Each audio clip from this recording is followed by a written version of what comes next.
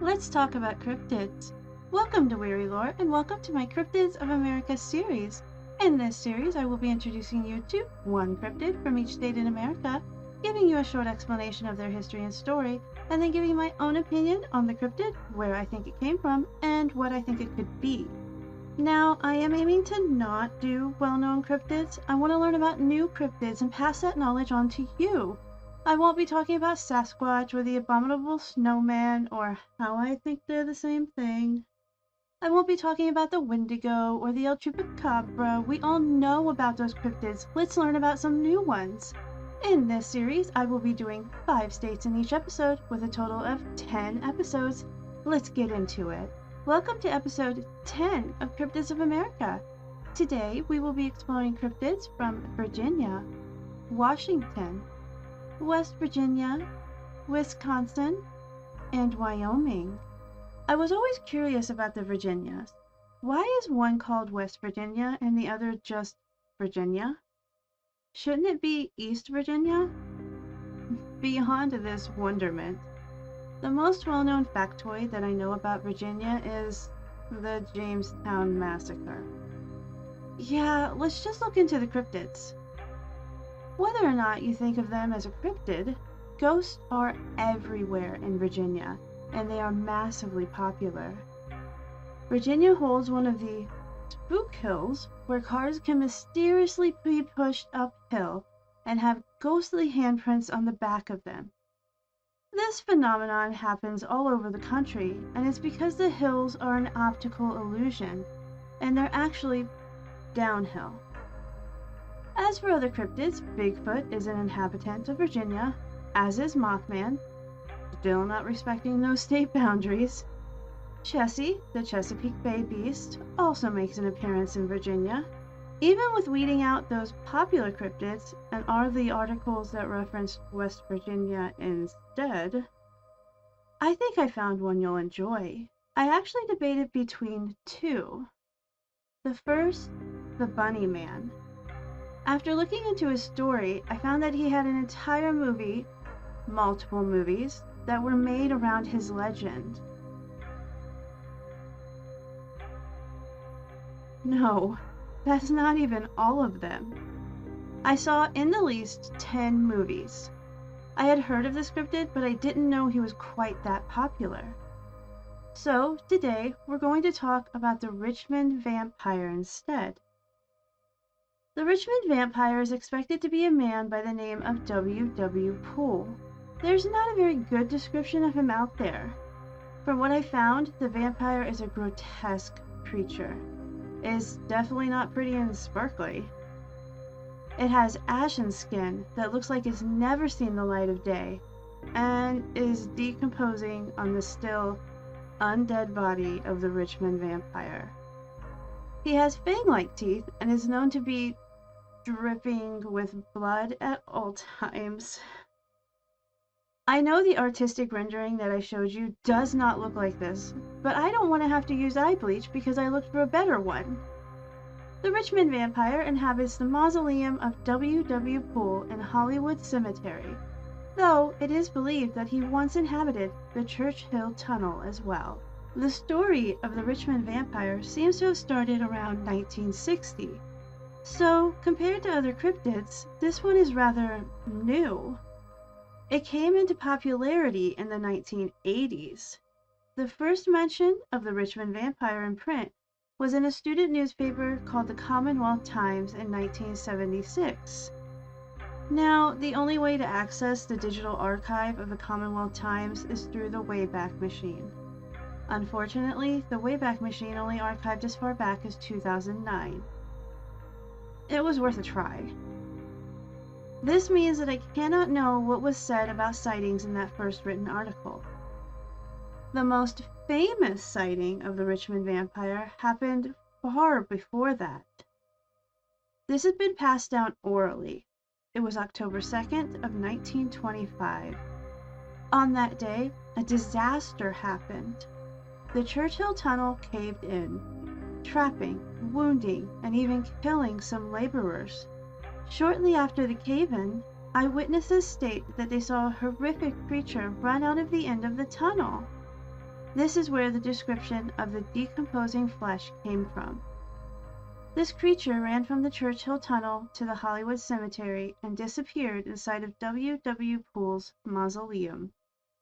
I couldn't find sightings other than this. There's just stories from locals that the cemetery is the home of a vampire, and it's, apparently, just part of their normal life. What are my thoughts? There are some holes to this story. The legend goes that the mausoleum of W. W. Poole only has one date on it, 1913, which is purportedly the date of the passing of Poole's wife. It does not contain any other dates because Poole himself, well, he never died. But it only takes a simple search of the name W. W. Poole to find William Wortham Poole and his very clear birth and death dates, 1842 to 1922. An impressively long life for the time. The legend is correct. His wife did pass in 1913, and the year 1913 is on the mausoleum because that's when she passed. Fair play there. But what about the vampire fleeing from the tunnel to the mausoleum? My initial thoughts were, if there was a creature, it was an injured person. Sadly, I was correct. Let me preface this by saying that this is all alleged. The official written records do not say this. It was found via someone else's research. Benjamin Mosby was shoveling coal into the firebox of a steam locomotive when the cave-in happened. The boiler ruptured when the cave-in happened, and he had absolutely no protection. He wasn't even wearing a shirt. He was horrifically scalded and absolutely looked like his skin was decomposing off of his body. He did not survive his injuries. And he was buried in Hollywood Cemetery. Maybe other sightings of the vampire are his ghost? The Richmond vampire is an urban legend. It's interesting, but it falls into the trope of urban legend so very easily. Are you from Virginia? Have you ever had an encounter with the Richmond vampire? Let me know. Usually, I try to start my entries with something interesting or witty about the state I'm about to talk about. But I have to tell you what Google supplied me with when I searched Washington cryptids. My very tired, very achy brain automatically went, so you're telling me that the Washington State Legislature is a cryptid? I wouldn't be surprised. I had to open the page to see what was going on, and it's a bill. A real, legal bill designating Sasquatch the official cryptid of Washington. Seriously? You had the time for this? I guess that means I don't need to tell you what the most popular cryptid in Washington is. Some states are just way too into their cryptids.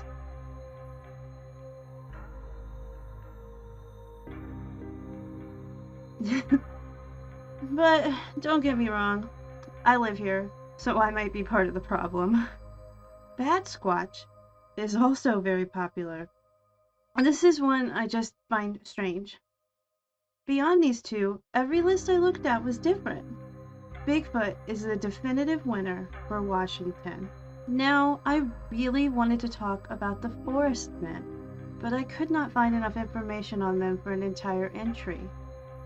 So they may become a short. I am going to try very hard to say the names that I'm about to present to you correctly. I found this cryptid very interesting, even though it might be more of a myth. I have done other entries like this that fall between cryptid and legend, and I'm still wondering where the distinction lies. The Baxback-Willanaxai is a creature of the Kwakwaka'wakw origin. The Kwakwaka'wakw are a group of indigenous nations. The Baxback-Willanaxai lives in a remote cabin in the far northwest corner of Washington. This creature, also known as cannibal at the north end of the world, is an absolute terror to look at. He may have at one time been human, but now he is an anthropomorphic bear-like creature whose body is covered in gaping, snapping, bloody mouths. You will hear him before you see him.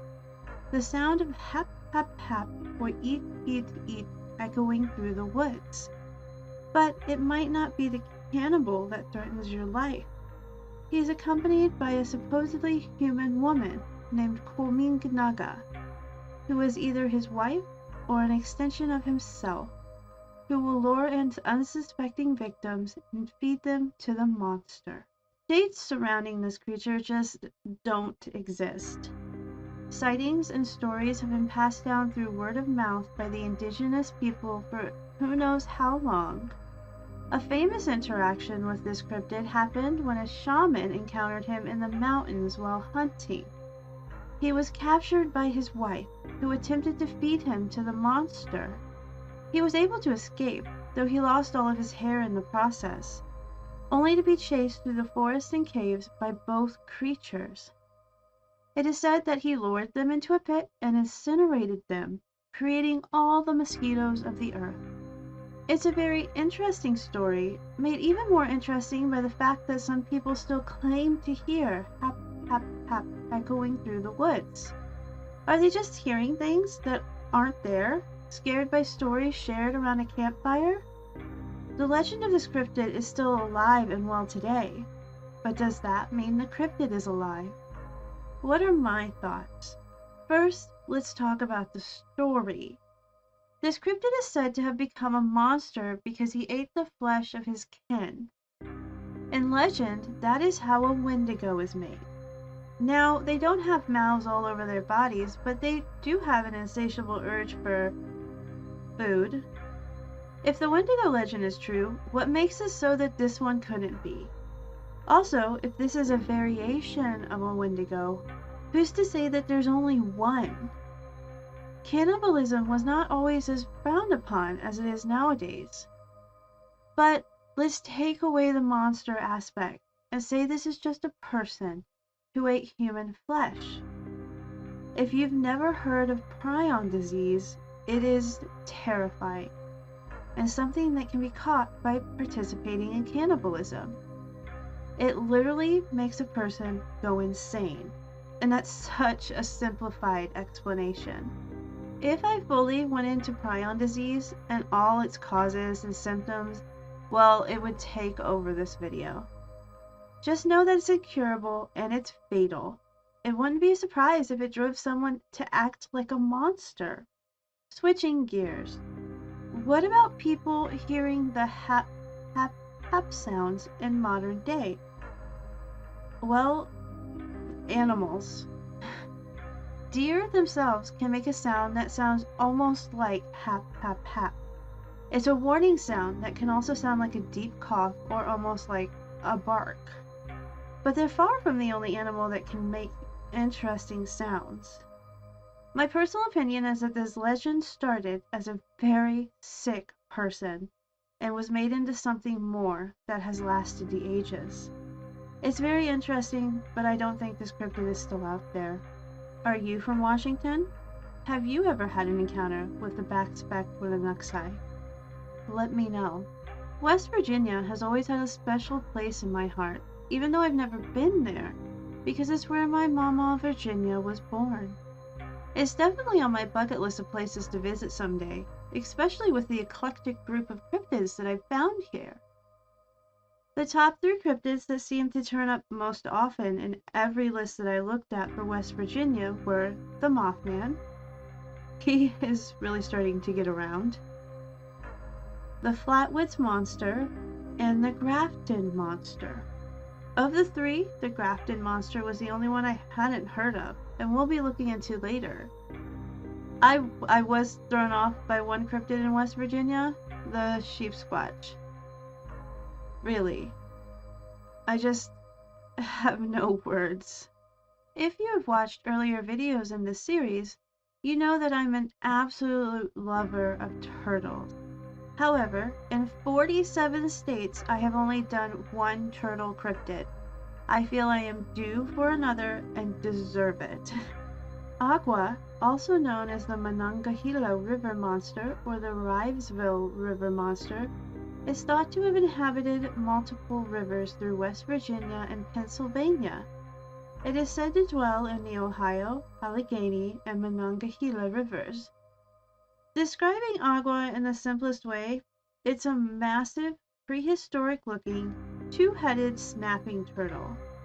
Now, snapping turtles are terrifying enough. I almost had one take my finger off when I was a child, and it was nowhere near 20 feet long and 500 pounds. Agua has rough, scaly skin ranging from dark green to reddish brown with spiky protrusions running down its back. Its heads are said to be anywhere from the size of a beer keg to a small car, and its jaws are powerful enough to crush the bones of its victims. Terrifyingly, this creature is not only aquatic, it's able to walk on land as well, meaning there's no safety from its deadly patrols. However, the most dangerous part of Agua just might be its tail. It's serpentine, extremely flexible, and strong. As if the description wasn't enough of a hint, this cryptid is dangerous. It's extremely territorial and aggressive, known for capsizing boats and dragging its victims into the murky depths never to be seen again. The date of the very first sighting of Agua is unknown. There were already oral legends of this creature circulating through the Shawnee and Delaware tribe when the European settlers staked claim in the area in the 18th century. These settlers soon discovered that Agua was not just a legend. In 1745, a 12-year-old boy was fishing on the riverbank when Agua appeared. His family watched in horror as their relative was snatched off the shore by the turtle and disappeared into the water, never to be seen again. Sightings continued from the 1700s all the way up to the 20th century. In the 1950s, sightings were so prevalent that the police formed a task force to investigate the creature, but it was never found. The most publicized modern-day sighting happened to a coal miner named John Edward White in 1983. He stated that he saw Agua, a terrifying serpentine creature, while fishing at night. As recently as 2003, a fisherman claimed to have taken a picture of Agua after sighting the creature. Sightings continue to this day, 300 long years after the first European sighting. What are my thoughts? Before I say anything, I will admit that I do not remember my breakdown of the Beast of Busco. So if this is very similar, I apologize. Looking at this from the viewpoint of a Native American legend, Native Americans are very spiritual, and the word agua is roughly translated into river demon or water devil. If the European sightings, and the ones after them, hadn't happened, I would have left it there. This would have just been a demon of Native American mythology. From a biological standpoint, snapping turtles aren't small. As of right now, the record-holding, verified, largest alligator snapping turtle living weighs 211 pounds. I couldn't imagine seeing that large of a turtle, and I could see myself embellishing the size because I don't know better. But let's go back to Kansas, 1937. To when an alligator snapping turtle weighing 403 pounds was found. Now this is unverified, but that is the size of Agua, 400 to 500 pounds. There are also other turtles that have been in zoos that were very large. Agua could be a snapping turtle with gigantism. That does happen. Additionally, turtles and other animals can be born with two heads. It's a birth defect. I don't know how common it is for these turtles to survive to maturity, but it's bound to happen. Lastly, Agua could be a leftover, a prehistoric creature like the coelacanth that did survive to the modern age. Maybe it's a stupendomus, the largest freshwater turtle known to have ever existed. We will never know unless we actually capture one. Are you from West Virginia? Have you ever had an encounter with agua? Let me know. If Wisconsin doesn't bring cheese to the mind of every American, I don't know what else the state could represent for you. 90% of Wisconsin's milk goes into making cheese. That's kind of mind-blowing. I was also very surprised by the amount of cryptids living in Wisconsin. I know there were a lot in Kentucky, but I found a list of 25 cryptids purported to live in or visit Wisconsin. There were 3, however, that seemed to be much more popular than the others. One was the OG Bigfoot, of course, he's everywhere. Then there's the Beast of Bray Road, Wisconsin's answer to a werewolf. And last, but not least, the hodag. I have no idea what this cryptid is, but it looks interesting, and it has had quite an impact on Wisconsin. But, as I said before, I had plenty to choose from, even without reporting on these. I was drawn to one in particular. It was depicted looking like a hellhound, but I quickly found out that wasn't what it was. There are 2 different depictions of the Eau Claire beast. The first depiction of the Eau Claire beast that I came across was of an unnaturally large and muscled black dog with glowing red eyes and an ominous presence. It moved strangely, almost more like a bear than a dog, and was mostly transparent. Large black dogs are very common, usually warnings of tragedy or death to come. However, there's a second description of the Eau Claire beast. This depiction shows the beast as a large cat, a black panther that would stalk wildlife and townspeople alike.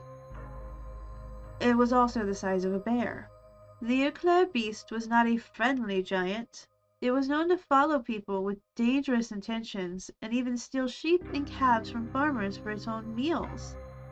The major question is, are the 2 descriptions of the Eau Claire beast the same cryptid, or 2 different creatures entirely? Sightings of the Eau Claire beast started sometime before 1908. This is known because there was a newspaper article in the La Crosse Tribune about the Eau Claire beast that was published in 1908. This article may or may not be archived, however, I couldn't even search for it without paying. So that was a bit of a dead end. Regardless, that is far from the only reported sighting. There were constant sightings over the next 100 years of this beast, be it a hellhound or a giant cat. In the early 2000s, there were multiple sightings of the beast along Highway 37. One sighting stated that they saw the cryptid on the side of the road and, when slowing down to see what it was, saw a panther the size of a bear staring back at them. The second sighting was very similar and happened less than a year later. The only difference was that instead of puffing up and approaching the oncoming car, the beast fled from the second car. There is a sighting as late as 2012 from someone who claimed to not know what the Eau Claire beast was until they saw an article about it. They simply saw something multiple times that looked like a large wild cat. And then they were told about the cryptid. What are my thoughts? I have to look at this as if this is 2 different creatures. The first description, the large black dog with glowing red eyes. As I stated, it sounded like a hellhound, but it didn't come with the customary 3-tiered curse. It was also the least reported type of sighting for the Eau Claire beast. The Great Dane is one of the largest dog breeds in the world, and they come in black. They can be up to 32 inches tall at the shoulder and weigh 175 pounds. That is a huge dog. Conversely, panthers or leopards or jaguars, whatever you decide to call them, are also very large animals. They are not exactly the same animal, but they are often confused for one another. Every one of these cats can suffer from a condition called melanism. Think of it as the opposite of albinism. These animals will be fully black, and their eyes can look red. Beyond this, there have been a massive number of big cat sightings in Wisconsin. There are 15 to 20 verified cougar sightings per year, and these are only the verified sightings. They don't account for unverified. Now, black cougars have never been reported in North America, but they could be melanistic just as easily as any other animal. My conclusion: this is two different creatures, one a large dog population and two a large cat population. But there's nothing supernatural about either of them. Are you from Wisconsin? Have you ever had an encounter with the Eau Claire beast? Let me know. By all accounts, Wyoming is known for its natural beauty. It houses parts of Yellowstone National Park, whose prismatic hot springs are a sight to behold, and also where the cryptid I'm going to talk about today resides. But before we get to that, the most popular cryptid in Wyoming is Bigfoot. There's a reason that he or she is so prevalent. This creature is spotted everywhere. Other popular cryptids include the Shinkowarkan, which I know has made an appearance in a previous episode, and Smetty, the serpentine monster of Lake de Smet, also known as Wyoming's version of Nessie. But you can't talk about Wyoming without bringing up the jackalope. Now, if I recall correctly, this cryptid was proven to be an out-and-out hoax, but it's still very popular. It's something that seems to be believable enough. This menagerie wouldn't be complete without regulars, like the Wendigo, dogmen, and even werewolves. The veracity of the cryptid that I have chosen is highly contested, but I'll get into that later. The Lake Yellowstone siren is described as a translucent female figure who floats a few inches above the surface of the thermal pools in Yellowstone National Park. She is estimated to be around 4 feet tall, though she is never seen standing, and sports shoulder-length white hair. She actually doesn't have any pigment at all, sounding very much like a black and white monster brought into the colorized world. She shows the physique of a woman, but does not show to have any parts, much like a Barbie doll. Lastly, she is continuously making a sound, something like a low, melodic, entrancing hum. She doesn't outwardly attack, but like any other siren, she is not a friend of man. It is her purpose to draw people into their demise, a horrible passing in burning hot water with no reprieve. The most publicized event believed to be attributed to the Lake Yellowstone siren is the tragic death of a 23-year-old man named Colin Scott. This event occurred in 2016. It is said that Colin heard the call of the siren and was entranced, being drawn closer and closer to the edge of the Norris Geyser Basin. His sister watched in horror as he was drawn in like a puppet on a string to the 459-degree water of the hottest geyser in Yellowstone. There was nothing to be done as he was pulled into the pool by an ethereal hand, never to be seen again. This may be the only sighting of the Lake Yellowstone siren, but it's far from the only time it has been heard. For over 100 years, strange sounds, howls, whispers, humming, and even the strumming of harps have been heard in Yellowstone National Park. Since 1872, all sorts of observers have been reporting these sounds and how very bewitching they are.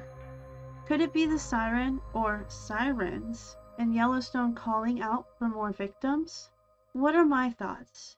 Let's get the story of Colin Scott out of the way. Yes, this is a true tragedy that happened. No, it had nothing to do with a siren. Colin and his sister went into Yellowstone National Park. They were looking for a place to hot pot, which is bathing in the natural hot springs. When leaning down to test the heat of the water, Colin fell in. Once he was in the water, there was nothing to be done. It was too hot. Norris Geyser Basin really is 459 degrees. No, his remains were not recovered, but that was because there was a lightning storm that pushed off recovery efforts to the next day. I find the story created around this tragedy to be very distasteful. Absolutely, you can create a story about a monster in a national park. I've done it. But don't tie it in with a real tragedy, then post it to No Sleep for clout. I hope that Colin's family has never seen this and have come to terms with their loss. As for the sounds that have been heard for over 100 years now, they could all be completely natural. Think about the Taos hum. It is a, most likely, natural phenomenon, though it could be mechanical, that is heard in Taos. But there are hums all over the world. Yellowstone National Park is an amazing and unique natural place. The sounds there could just be different. There's so many of them. The sounds of the wind, of the seismic activity, of the geysers themselves. It could be any of those. There are, unfortunately, always going to be lives lost because people don't follow rules. They don't understand just how dangerously hot these hot springs can be. There's not a siren calling them to their demise unless that siren is their own hubris. Are you from Wyoming? Have you ever had an encounter with the Lake Yellowstone siren? Let me know. Looks like I waxed poetic during this last episode, or just blathered on a little too much. 10 episode, 5 states of peace, 1 lesser known cryptid. I have found so many other cryptids and legends that I want to look into while doing this series. I started this to try to find my creativity again. I expected to be talking to myself the entire time. So to everyone who listens to me talk, you are so amazing. Now that I'm done with this series, I want to open up subscriber requests.